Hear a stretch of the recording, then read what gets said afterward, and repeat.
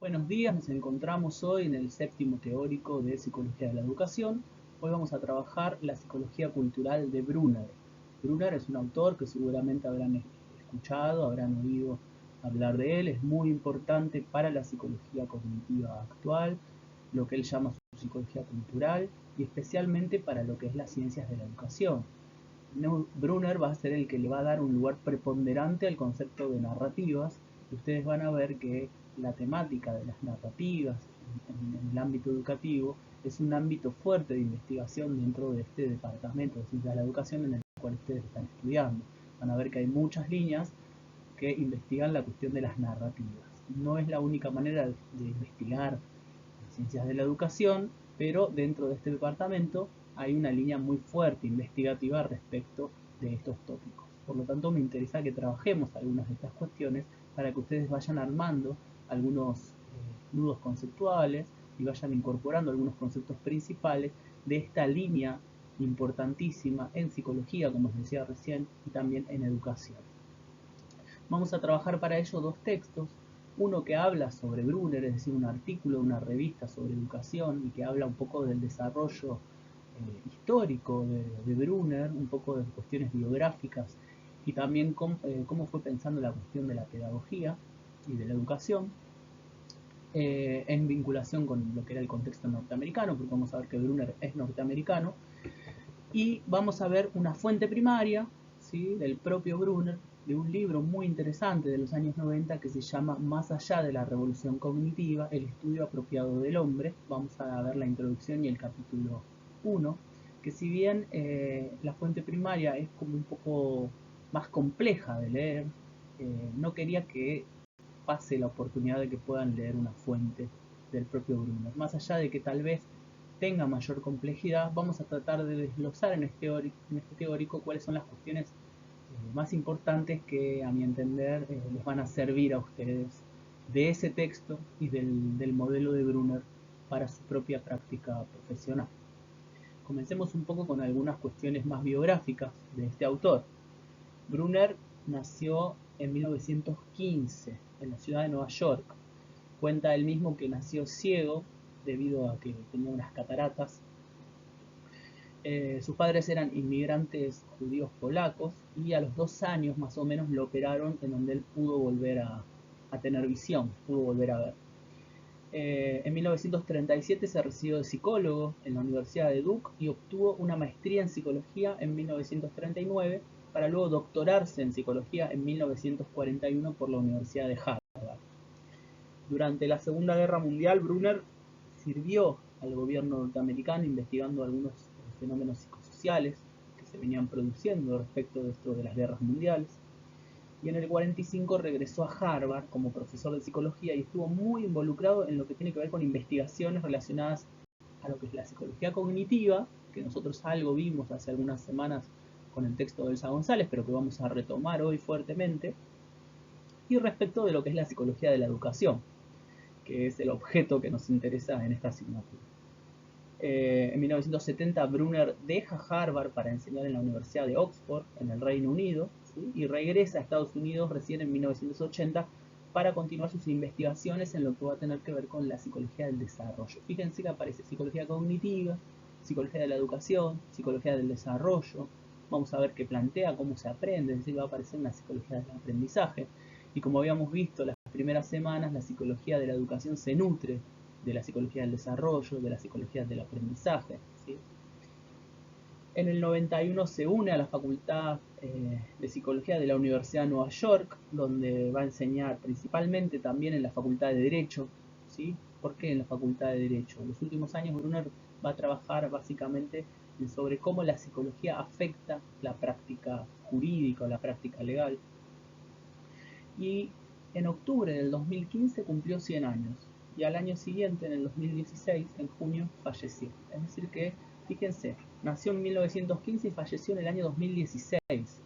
Tuvimos la oportunidad de conocerlo en un congreso de psicología en Rosario, ¿sí?, en el año 2015, cuando él cumplió los 100 años, estuvo en Argentina en un congreso de psicología, dando una conferencia en Rosario, así que algunos viajamos y tuvimos la oportunidad de conocerlo.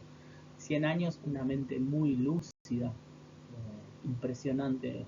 Hasta el último día de su vida estuvo produciendo investigaciones, desarrollos teóricos y demás. Históricamente él fue protagonista de lo que nosotros podemos llamar dos revoluciones en psicología, ¿sí? Primero fue el protagonista de lo que se conoció como revolución cognitiva a finales de los años 50. Recordemos que ya en el año 56 Brunner publica un libro que se llama, está un poco les digo recordemos porque está en el texto de Elsa González algunas de estas cuestiones. Él publica un libro que se llama Un estudio sobre el pensamiento. Y desde 1960 él va a dirigir, junto con otros psicólogos, el Centro de Estudios Cognitivos ubicados en la Universidad de Harvard, la misma universidad en donde estaban los conductistas, ¿sí? En donde estaba Skinner impartiendo su teoría del aprendizaje operante. Entonces, pensemos en esta idea de revolución cognitiva. ¿Sí? ¿Por qué le llaman los norteamericanos revolución? Porque vienen a revolucionar de alguna manera la psicología.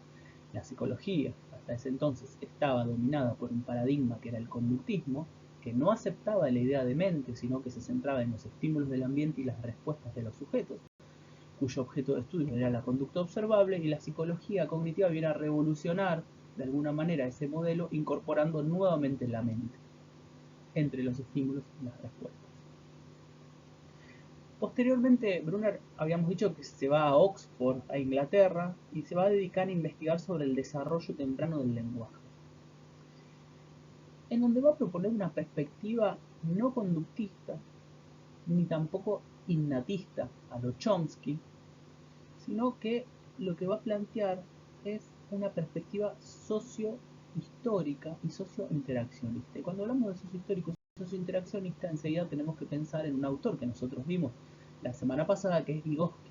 Es decir, Brunner se va a basar fuertemente en Vygotsky para desarrollar su modelo teórico. Pensemos que Vygotsky, como vimos la semana pasada, estaba en la Unión Soviética, muere en el año 39, su obra queda de alguna manera allá en Rusia, y recién en los años 50 aparece esa obra donde Brunner la lee, queda como impresionado por lo que sucedía en ese contexto, ya que lo único que ellos sabían de la Unión Soviética eran los desarrollos más de Pavlov, pero no habían tenido noticia de este autor llamado Vygotsky, y entonces Brunner en los años 50 va a traducir los primeros libros de Vygotsky al inglés, sobre todo Pensamiento y Lenguaje. Cuando regresa a Nueva York, de estar en Oxford, regresa a Nueva York a principios de los 80, va a protagonizar una lectura crítica de lo que ha sido la psicología cognitiva, que él mismo había impulsado en los años 50. ¿Por qué? Porque esa psicología se había basado más que nada en el paradigma computacional, es decir, pensaba la mente como una procesadora de información. Por lo tanto, él va a dar lugar a lo que va a llamar una segunda revolución cognitiva, que va a retomar el impulso original de la primera, que era recuperar la mente, pero vinculándolo a través de lo que va a tener que ver con la cultura, a través de sus lecturas de Vygotsky. Esta revisión crítica de la propia psicología cognitiva que él va a realizar, de esa psicología cognitiva más dura que entendía la mente como una procesadora de la información, él la va a plasmar en su libro del año 90, que vamos a leer nosotros el capítulo 1, que es Actos de Significado, el estudio apropiado del hombre.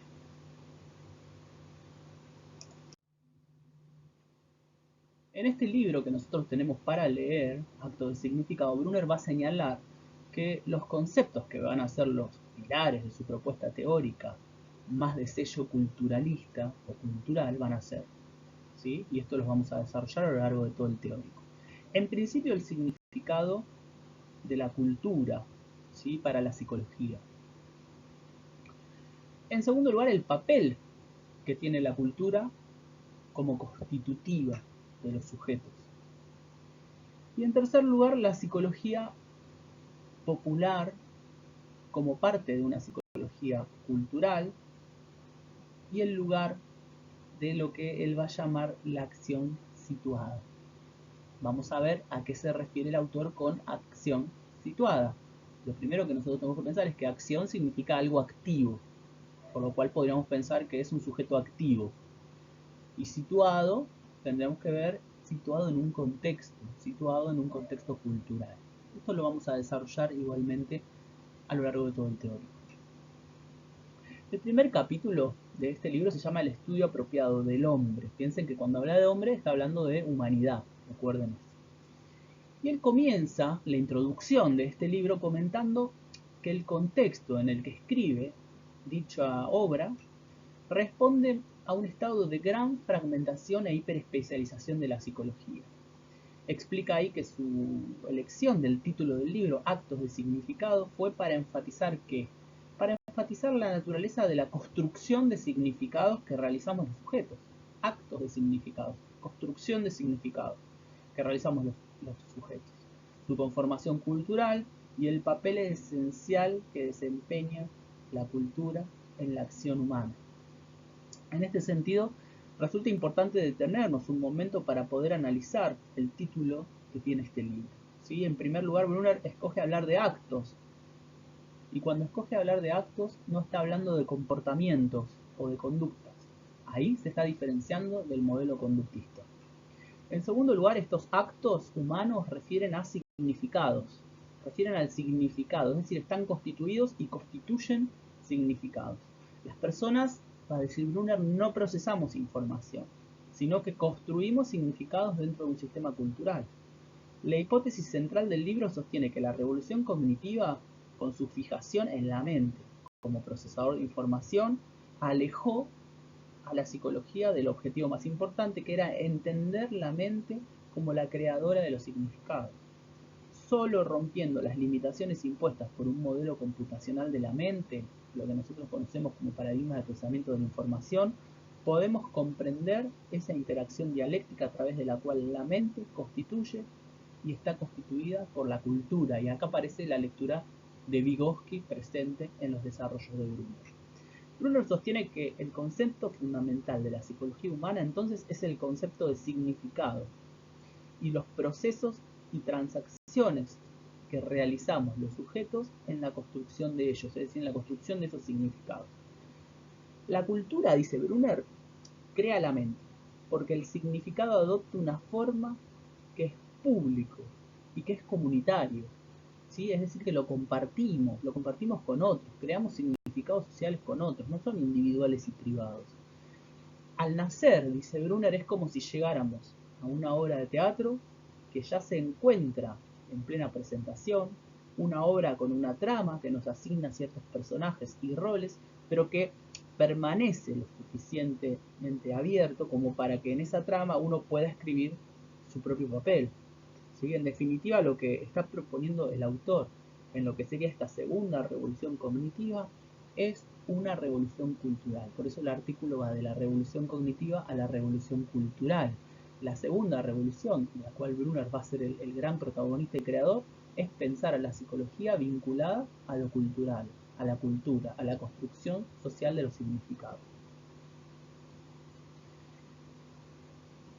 Este libro que nosotros tenemos para leer relata un poco la historia de la psicología cognitiva y es a la vez también la autobiografía que realiza Brunner de sí mismo.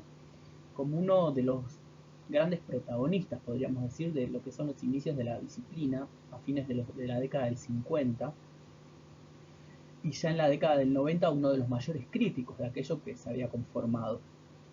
Ahí Brunner critica fuertemente lo que en algún momento él mismo contribuyó a construir. ¿Sí? El libro es, según sus propias palabras, y ahí tienen la cita, un intento de mostrar cómo debe ser una psicología que se ocupe esencialmente del significado, cómo ésta se convierte inevitablemente en una psicología cultural y cómo debe aventurarse más allá de los objetivos convencionales de la ciencia positivista vinculado más al conductismo y al primer cognitivismo, con sus ideales de reduccionismo, de explicación causal y de predicción. Brunner comienza el primer capítulo que ustedes tienen para leer criticando el estado actual de la psicología cognitiva e intentando recuperar el impulso original de aquella revolución que había producido en los años 50, ¿sí? Tratando de destronar al conductismo de esa hegemonía que tenía dentro de la Universidad Norteamericana. Entonces él dice, quiero comenzar adoptando como punto de partida la revolución cognitiva. El objetivo de esta revolución fue recuperar la mente en las ciencias humanas después de un prolongado y frío invierno de objetivismo. Cuando dice prolongado y frío invierno de objetivismo, está diciendo de la hegemonía que desde hace años tiene el conductismo dentro de la Universidad Norteamericana.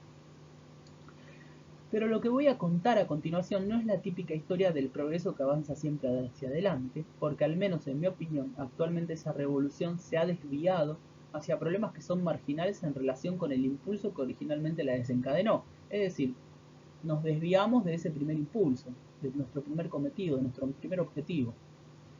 De hecho, dice él, se ha tecnicalizado de tal manera que incluso ha socavado aquel impulso original. Esto no quiere decir que haya fracasado, ni mucho menos, puesto que la ciencia cognitiva se encuentra sin duda entre las acciones más cotizadas de la bolsa académica. Más bien puede que se haya visto desviada por el éxito, un éxito cuyo virtuosismo técnico le ha costado caro. Algunos críticos sostienen incluso, quizá, y justamente, que la nueva ciencia cognitiva, la criatura nacida de aquella revolución, ha conseguido sus éxitos técnicos al precio de deshumanizar el concepto mismo de mente que había intentado reinstaurar en la psicología y que de esta forma ha dejado a buena parte de la psicología de las otras ciencias humanas y de las humanidades. Este párrafo marca de entrada la posición del autor respecto al desarrollo de la psicología cognitiva, un desarrollo no lineal, sino marcado por desvíos, por retrocesos y por retornos. Para Brunner, el objetivo inicial de la revolución cognitiva no era modificar al objetivismo conductista, sino reemplazarlo de raíz. ¿Por qué reemplazar al conductismo de raíz? Porque querían instaurar el significado como el concepto fundamental de la psicología. Querían recuperar la mente, luego de un largo invierno objetivo. El gran problema, y por eso aparece esta idea de desviación, es que al querer recuperar la mente, utilizaron como primera metáfora a la metáfora computacional y entendieron la mente como una computadora procesadora de información. Por lo tanto, terminaron tecnicalizándose, va a decir el autor, y convirtiéndose luego en lo que podríamos llamar un conductismo computacional. Seguían siendo conductistas computacionales. Y en realidad lo que había que recuperar era la mente, entendiendo la mente como la constructora de significados culturales.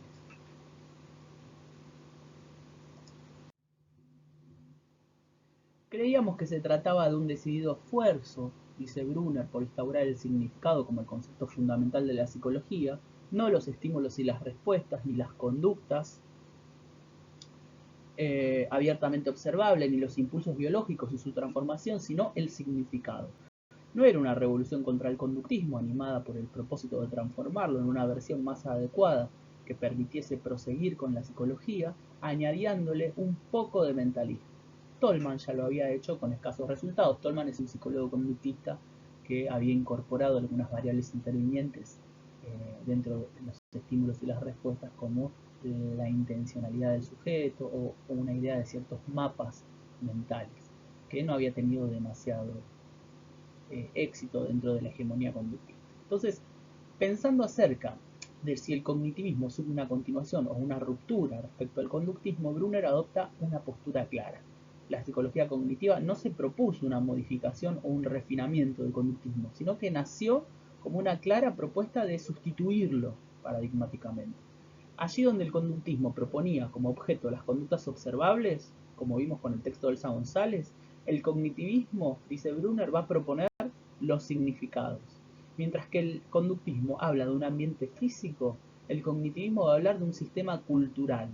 En tanto, el conductismo circunscribe a la psicología dentro de lo que son las ciencias naturales y las ciencias biológicas en un marco más positivista, el cognitivismo tiene que bregar por una psicología dialogando con las ciencias humanas en un marco interpretativista, ¿sí? En un marco cultural de interpretación.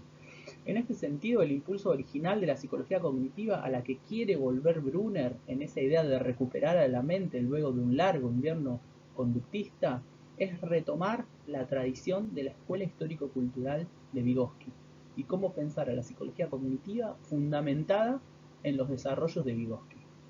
Para este impulso original no se alcanzó inmediatamente, dice Brunner, ¿sí? Sino que el desarrollo conceptual e investigativo de la psicología cognitiva, de esa primera psicología cognitiva, que tomó básicamente la metáfora computacional, fue en algún momento exitoso. Y de hecho, dice él, fue demasiado exitoso, desviándose de ese impulso original.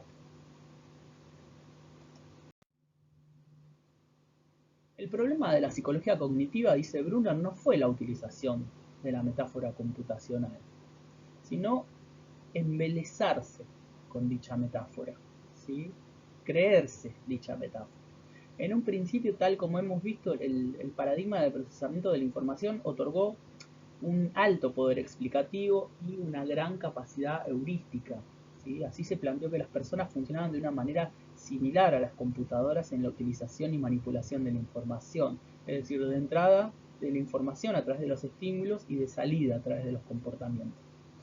Pero con el éxito del paradigma del procesamiento de la información, los psicólogos, dice Brunner, parecieron olvidar que eso era una metáfora. Una metáfora muy buena, pero era una metáfora, en fin. Entonces, la psicología cognitiva, que había nacido para desterrar el conductismo, se había convertido, como decíamos hace un rato, en una especie de conductismo computacional o tecnificado, donde en vez de hablar de estímulos y respuestas, metáfora mediante, se hablaba de input y output, información. Hablar de estímulos, hablaban de información.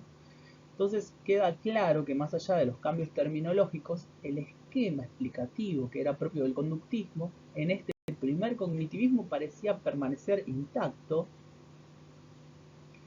y los conceptos centrales como la mente y la cultura, que son propios de la segunda revolución y de esta psicología cultural que está proponiendo Brunner, quedaban como archivados en alguna carpeta de la computadora, es decir, no estaban puestos en juego en cómo explicar el comportamiento de las personas. En palabras de Brunner, ¿sí? Muy pronto la computación se convirtió en el modelo de la mente y en el lugar que ocupaba el concepto de significado se instaló el concepto de computabilidad. Los procesos cognitivos se equipararon, dice Brunner, con los programas que podían ejecutarse en un dispositivo computacional. Es decir, las computadoras podríamos decir que pueden manipular información según un criterio prescripto. Es decir, pueden enumerar, pueden ordenar, pueden combinar, comparar la información previamente codificada. Sin embargo, las computadoras permanecen ajenas a la posibilidad de diferenciar si lo que se está almacenando son poesías o una serie de números aleatorios. Esta ajenidad de la computadora implica la imposibilidad de sentir algún tipo de reacción emocional frente a leer un poema, por ejemplo, o escuchar una canción. Ninguna computadora puede conmoverse con una canción ni puede irritarse con otra canción. Un sistema computacional no puede hacer nada frente a la vaguedad, a la polisemia, al malentendido, a las metáforas. No puede generar ningún acto creativo porque requiere de planificación previa y requiere de reglas precisas. Por lo tanto, ¿es la computadora la mejor manera, la mejor metáfora de pensar cómo somos los seres humanos o cómo es la mente de los seres humanos y cómo procesamos información? La verdad que no, va a decir Brunner. No es la mejor metáfora que pudimos utilizar para poder recuperar la mente luego de la hegemonía del conductismo, que no aceptaba la idea de mente por no ser algo observable.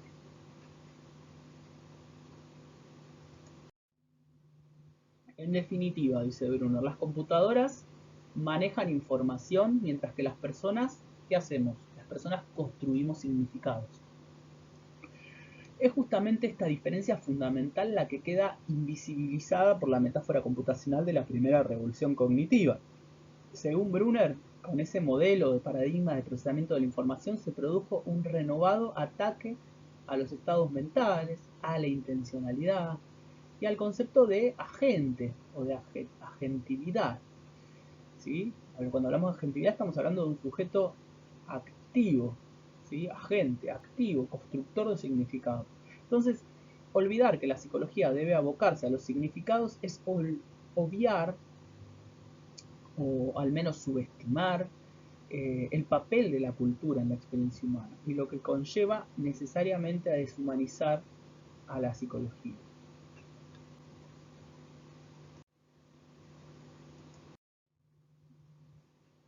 Así que Brunner, en este punto, propone retomar el papel de la cultura en la nueva agenda de lo que va a ser la psicología cognitiva, de esta segunda revolución cognitiva. Le va a dar un eje central al papel de la cultura.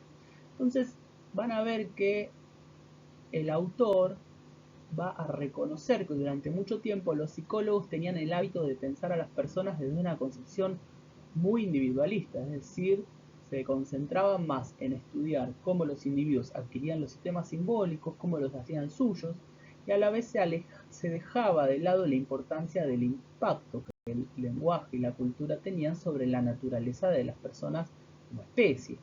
Acá Brunner exime de este error a Vygotsky y afirma que en un sentido filogenético, el gran salto evolutivo se dio cuando la cultura se transformó en el factor principal a la hora de conformar las mentes de quienes vivían en ella. Recordemos acá Vygotsky. Tenemos los procesos psicológicos inferiores, más del orden de lo filogenético, y para poder constituirnos como sujetos y desarrollar las funciones psicológicas superiores, necesitamos de la cultura a través del lenguaje que nos va a constituir nuestra subjetividad. Entonces, desde esta perspectiva, la cultura no es moduladora o afinadora de las necesidades biológicas, sino que es constitutiva, crea a las personas. Esta idea resulta solidaria con lo que ya veníamos planteando de Vygotsky, ¿sí? De las lecturas que Brunner realiza de Vygotsky. Entonces, Brunner acá va a aportar tres buenas razones por las cuales la cultura va a desempeñar un rol fundamental en la psicología. La primera es una cuestión metodológica, dice él, lo que él llama el argumento constitutivo. La participación de las personas en la cultura y la realización de sus potencialidades mentales a través de la cultura hacen que sea posible concebir a la psicología humana basándose solo en el individuo. Los seres humanos no terminan, dice él, en su propia piel. Fíjense qué frase. Los seres humanos no terminan en su propia piel, son expresión de la cultura.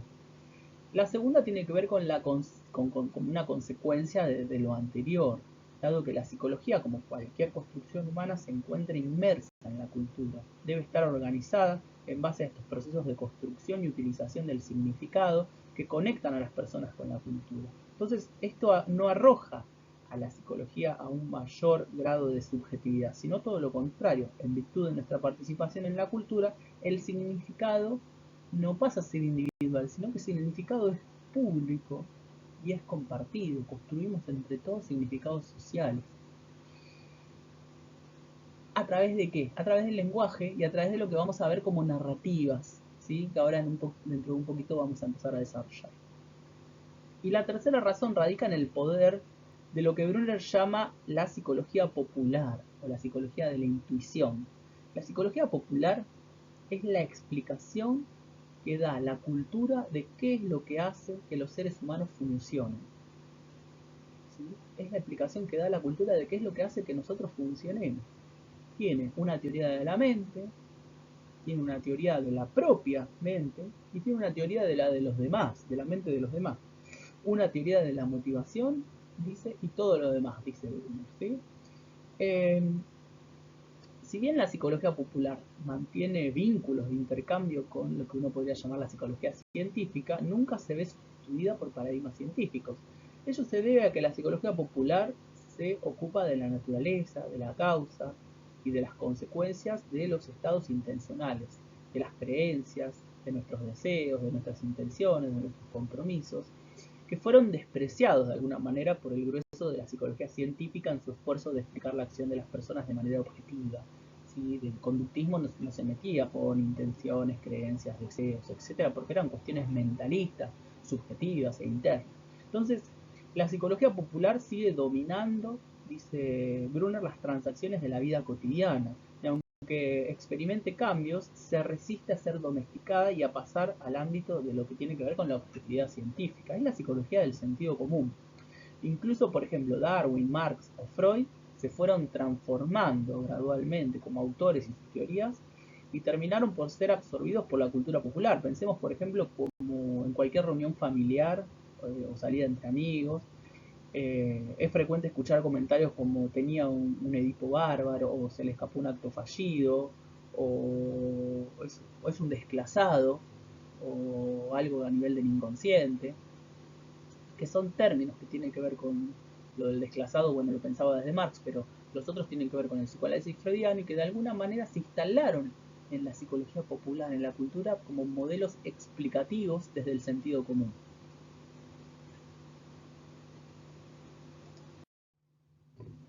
Y que además esos términos los vamos a ver seguramente en muchas de nuestras prácticas cotidianas dentro de las instituciones educativas, la utilización de ciertos conceptos psicológicos a manera de sentido común para explicar mucho de los comportamientos dentro de las instituciones e incluso de problemas de los estudiantes y demás. Y lo vamos a ver cuando veamos nuestra próxima unidad, donde trabajemos algunas dimensiones de lo que tiene que ver con el análisis institucional, específicamente de las instituciones educativas. Entonces sigamos con esta cuestión de este texto de Brunner. Espero estar pudiendo ser claro, porque tal vez no es de los textos más fáciles que ustedes tienen para leer. Dice Brunner, una psicología sensible a la cultura está y debe estar basada no solo en lo que hace la gente, sino también en lo que dice la gente que hace. Cuando decimos dice, ya estamos metiéndonos en la cuestión del lenguaje de las narrativas. Decir y hacer, dice Brunner, constituyen una unidad funcionalmente inseparable en una psicología orientada culturalmente.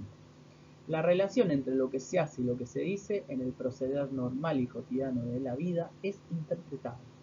Existe una congruencia públicamente interpretable entre decir, entre hacer y las circunstancias en que ocurren lo que se dice y lo que se hace. La psicología cultural, casi por definición, no se puede preocupar de la conducta, sino de la acción, que es su equivalente intencional. Y más concretamente se ocupa de, como veíamos hoy, de la acción situada.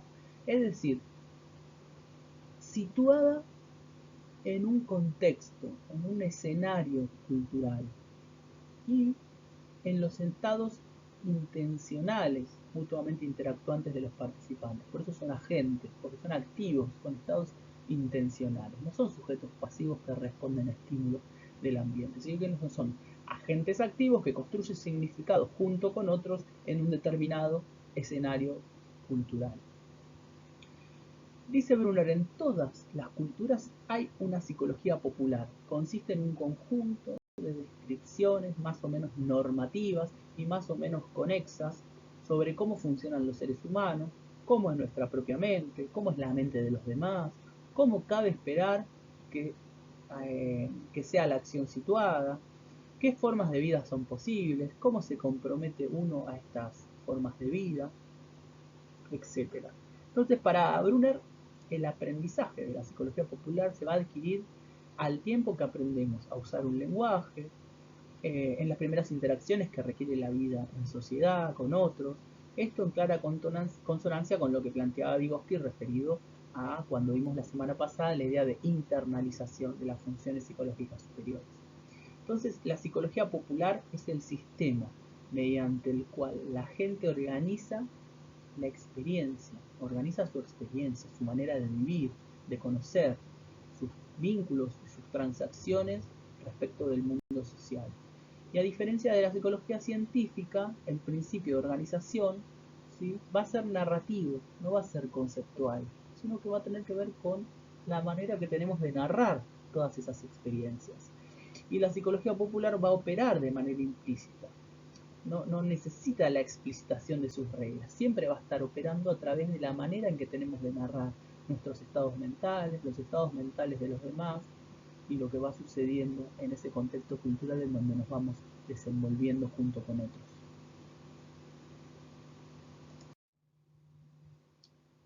Uno de los componentes fundamentales, dice Brunner, de la psicología popular son las creencias que van a formar parte de las narraciones que nosotros realizamos respecto de las situaciones humanas. Esas creencias se usan durante la vida cotidiana. No requieren ser comprobadas experimentalmente. Por ejemplo, una creencia moral, las que nos indican lo que está bien y lo que está mal, por ejemplo, podría ser la creencia de que la desigualdad es algo que debe ser combatido, o la creencia de que mi pareja no me va a engañar, ¿sí? Como vemos, lo que Brunner ha llamado psicología popular es sencillamente el conjunto de creencias que funcionan en una sociedad concreta en un momento determinado, sobre lo que es una persona, sobre cómo se comporta y sobre cómo podemos explicar sus actos. Cuando estas creencias constitutivas de nuestra psicología popular se ven afectadas, se vuelve necesario construir narraciones que den sentido a la experiencia. Cuando las cosas son como deberían ser, las narrativas de la psicología popular muchas veces son innecesarias. Como decíamos, su principio organizativo entonces es narrativo. ¿Sí? El principio organizativo de la psicología popular es narrativo, no es conceptual como en la dimensión científica. Y sobre determinadas narraciones se van a crear, dice Brunner, expectativas canónicas. ¿Qué quiere decir esto? Este sentido de lo canónico y lo ordinario se convierte en una especie de telón de fondo sobre el que se interpreta y narra el significado de lo inusual, de lo que se desvía de lo normal. Las narraciones con las que justificamos nuestras vidas y las de los demás se convierten, dice Brunner, en un molde vital, cotidiano, que favorece que realicemos negociaciones sociales con otros y evitemos confrontaciones y evitemos conflictos. Es decir, acordamos con determinadas narrativas, con determinados consensos sociales y culturales, evitando confrontar y evitando conflictos. Estas narrativas se ven apoyadas, dice él, por numerosos elementos que poco a poco configuran el acervo cultural de una comunidad, como los mitos, los relatos, las tipologías de dramas humanos, la literatura y el arte. Y a la vez de estas producciones culturales, dice Brunner, se difunden determinados modelos de persona y de conducta a la sociedad, a donde uno tiene que apelar o dirigir. Resulta más que interesante pensar cómo, por ejemplo, pensemos en la actualidad, cómo el fenómeno de la pandemia y del virus está modificando la narrativa de nuestro sentido común. Cambió totalmente nuestra forma de comportarnos, resignificamos muchísimo el pasado, no sé si a ustedes les pasa, modificó lo que esperábamos del futuro, nuestra manera de vincularnos con los demás, incluso cambió nuestra percepción del tiempo en la cuarentena, ¿no? Ante este panorama es habitual que en nuestras conversaciones con los demás, a partir de nuestras narrativas, de las comunicaciones aparezcan narraciones que intenten dar cuenta de lo que estamos atravesando. Desde narraciones descriptivas, narraciones científicas, ¿sí? Narraciones morales, de lo que está bien y lo que está mal, narraciones religiosas pueden aparecer, narraciones prescriptivas, vinculadas a las morales. Entonces, las narraciones, al permitirnos organizar la experiencia, nos brindan un marco o esquema a partir del cual podemos segmentar los acontecimientos. Si no, nuestras experiencias serían sumamente caóticas. Imagínense si no le pudiéramos dar un sentido a través de una narración. Todas nuestras experiencias serían totalmente distorsionadas y caóticas. Esto es lo que suele ocurrir en algunas experiencias más psicopatológicas, de enfermedad mental, como la cuestión de la psicosis, en las que por ahí el delirio restituye cierto orden que permite algún tipo de funcionamiento. Es decir, cuando el psicótico narra lo que le va sucediendo, va como restituyendo cierto orden dentro de su funcionamiento. Pero a la vez, las narraciones cumplen la función de regularnos emocionalmente. Hay una regulación emocional fuerte porque nos permiten otorgar sentido a lo que tiene que ver con lo que estamos vivenciando, a nuestra experiencia. Entonces, Brunner va a plantear una hipótesis fuerte respecto de las narrativas. Él va a decir que tenemos una predisposición innata, hereditaria, a organizar la experiencia de forma narrativa. Y esto no quiere decir que heredemos historias o heredemos mitos a nivel de arquetipos, como decía, por ejemplo, un discípulo de Freud que se llamaba Jung cuando hablaba de, o Young cuando hablaba del inconsciente colectivo, sino que no es el contenido de la narración lo que le damos, sino la predisposición que tenemos a organizar nuestra experiencia a través del lenguaje y a través de las narrativas.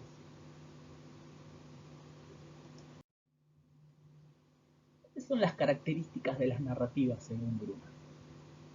Él va a mencionar ahí una, dos, tres, cuatro, cinco características que van a tener las narrativas. La primera de ellas es la secuencialidad. Una narración, dice Brunner, consta de una secuencia de sucesos, de estados mentales, de acontecimientos en los que participan seres humanos como personajes o actores, o lo que él llama agentes. Estos son sus componentes, pero estos personajes cobran valor por el lugar que ocupan en su trama o en la historia, ¿sí? Entonces, para comprender una narrativa tenemos que captar la trama que la configura para poder dar sentido a esos personajes. A su vez, la configuración de la trama se extrae de la secuencia de los acontecimientos.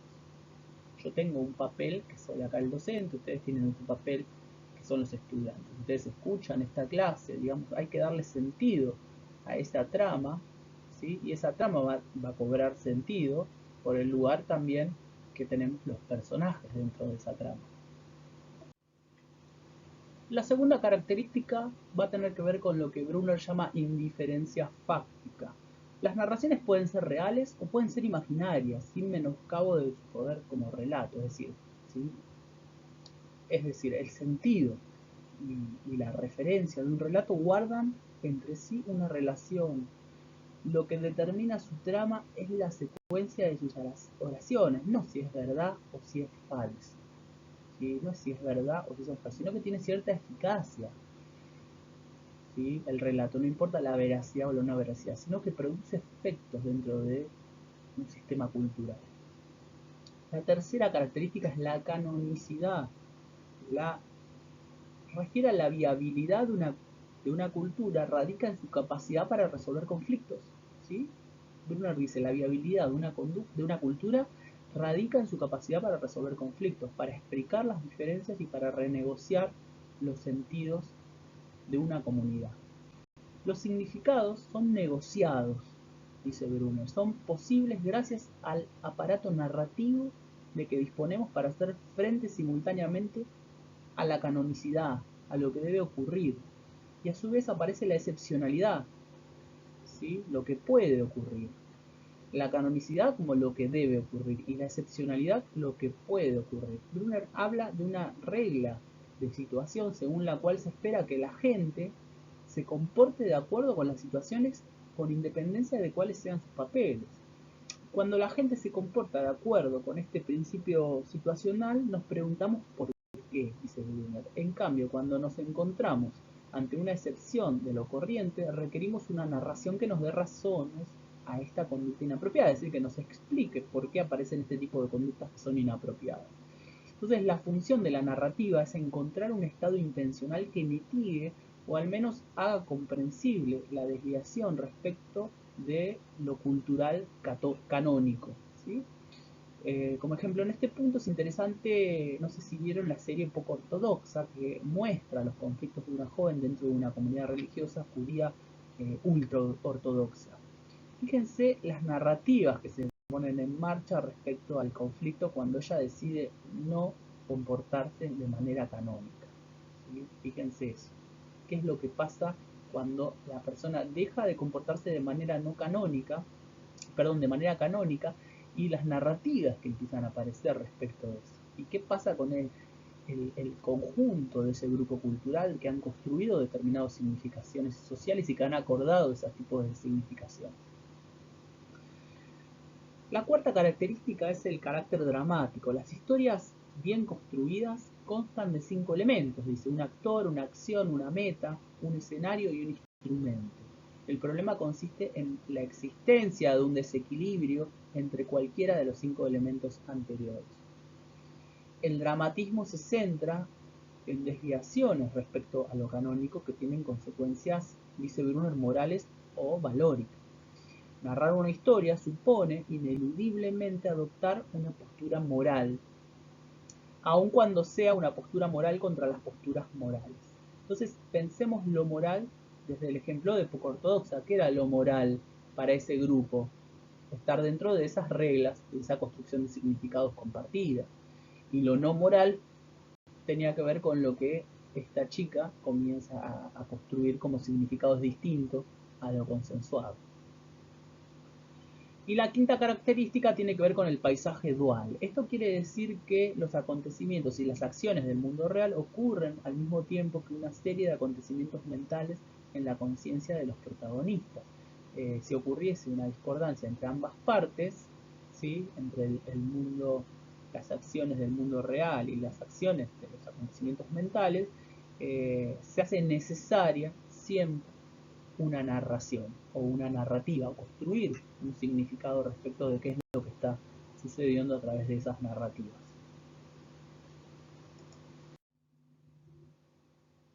Antes de adentrarnos en lo que tiene que ver con la pedagogía específicamente de Brunner, que ustedes la tienen en el artículo, ¿sí? No en el texto de Brunner por Brunner mismo, sino en el artículo que habla sobre la pedagogía de Brunner, pensemos algunas de las relaciones que aparecen, las similitudes que aparecen entre Brunner y Vygotsky. Me interesa que vayan viendo algunas articulaciones entre los distintos autores. Entre las similitudes que nosotros podemos ver se encuentran el énfasis en la cultura y en el contexto histórico, el impacto del lenguaje en el desarrollo humano, la dirección que adopta el significado a través del sentido y la importancia de hacer trabajos interdisciplinarios. La diferencia más importante por ahí radica en los alcances del impacto que tiene el lenguaje, porque mientras que para Vygotsky el lenguaje favorece la constitución de lo inferior a lo superior, es decir, el pasaje de las funciones psicológicas inferiores a las superiores, a través de sus vínculos con el pensamiento y la función reguladora de la conducta, para Brunner, en cambio, el lenguaje nos permite la construcción de diversas realidades, siendo una de ellas nuestra propia identidad incluso, ¿sí? En este sentido, para Brunner, las narrativas que creamos nos ayudan a formular quiénes somos, nos ayudan a pensar nuestra identidad y pensar que nuestro yo está situado y es producto de la negociación con los demás y además es construido a partir de una realidad social.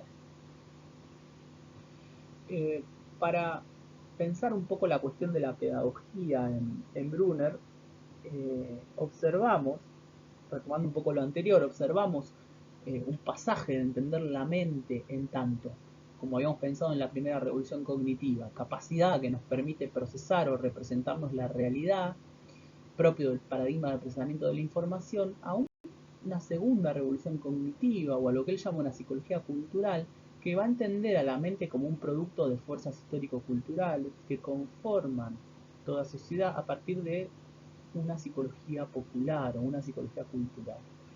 A partir de esta tesis central es que Brunner va a empezar a plantear su pedagogía o su práctica pedagógica. Lo primero que va a plantear es que el aprendizaje es un proceso activo de asociación, de construcción y de representación, ¿sí? El estudiante, dice Brunner, no debe hablar de física, de historia o de matemáticas, sino que tiene que hacer física, tiene que hacer historia, tiene que hacer matemática. Ahí aparece un poco la influencia de Dewey o de Dewey del funcionalismo norteamericano. Recordemos que Brunner sigue siendo norteamericano, entonces todas esas tradiciones aparecen fuertemente dentro de este pensamiento. El conocimiento, dice Brunner, verdaderamente adquirido es aquel que se redescubre. El aprendizaje es un proceso activo, entonces, es un proceso de asociación, es un proceso de construcción y es un proceso de representación. Entonces debemos tener en cuenta que la estructura cognitiva, debemos tener en cuenta, dice Brunner, la estructura cognitiva previa del alumno, ¿sí? Porque esa estructura cognitiva previa es la que provee de significados sociales y culturales. Y eso permite organizar la experiencia e ir más allá de la información meramente dada, como sería una clase conductista o una clase desde el primer cognitivismo, donde el sujeto más que nada lo que haría sería o recibir estímulos del ambiente y emitir respuestas, o recibir información y procesar esa información para luego emitir respuestas. Sería un sujeto pasivo. Acá hay un sujeto constructor activo y constructor de significados sociales. Ahí Brunner va a hablar de aprendizaje por descubrimiento, donde el docente va a motivar a los estudiantes para que sean ellos mismos los que descubran relaciones entre conceptos y construyan conocimiento. Los contenidos, dice Brunner, se deben presentar de una forma adecuada a la estructura cognitiva del aprendizaje. en este punto se parece a lo que habíamos visto del aprendizaje significativo de Ausubel con el texto de Elsa González, y a su vez va a decir Brunner, el currículum o el currículo debe organizarse de forma espiralada, ¿sí? De manera espiral. ¿Por qué? Porque se deben trabajar los mismos contenidos, las mismas ideas y los mismos conceptos, pero cada vez con mayor profundidad, cada vez con mayor profundidad. Entonces, Brunner va a decir, he llegado a la conclusión de que cada vez más claramente la mayor parte del aprendizaje en la mayoría de los entornos es una actividad realizada en común. Por ende, hay descubrimiento, pero también hay negociación y hay vínculo, hay relación con otros. Es una creación común de la cultura y nos prepara para convertirnos en miembros adultos de la sociedad. Entonces, en esta idea de negociación y de compartir aparece la metáfora del andamiaje que nosotros vimos la semana pasada con Vygotsky, que en realidad es un concepto de Brunner, pero que le incorpora la idea del andamiaje a esta idea de zona de desarrollo próximo vygotskiano. Y en esta nueva visión que va a plantear de la pedagogía y de la educación, él dice que no va a acentuar el trabajo en solitario, de esta idea de la representación o del procesamiento de la información, sino que la educación la va a entender como un proceso público que consiste en intercambiar y en negociar significados con otros. La mente, va a decir él, la cultura, interaccionan mutuamente, se constituyen una a la otra. ¿Cómo se va a constituir la mente con la cultura? A través justamente de la educación.